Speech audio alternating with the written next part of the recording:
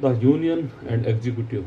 The President and Vice President. At the head of the Union Executive stands the President of India. The President of India elected by indirect election, that is by an electoral college, in accordance with the system of proportional representation by the means of single transferable vote. The electoral college shall consist of the elected members of both houses of parliament, the elected members of legislative assembly of state, and the elected members of legislative assembly of union territory of Delhi, Punjab, and Jammu Kashmir. Article 54. As far as practicable, there shall be uniformity of representation of the different states at the election according at the population and the total number of elected members of the legislature and the state. The party shall also be maintained between the state as the whole and the union.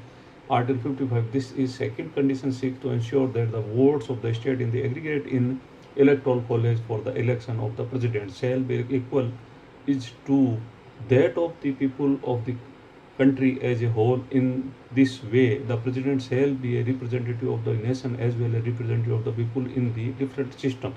It also gives the recognition of the status of the state as the federal system. The system of indirect election was criticized by some of falling short of the democratic ideal underlying universal franchise, but the indirect election was supported by framers of constitution on the following grounds: the direct election by electoral system 51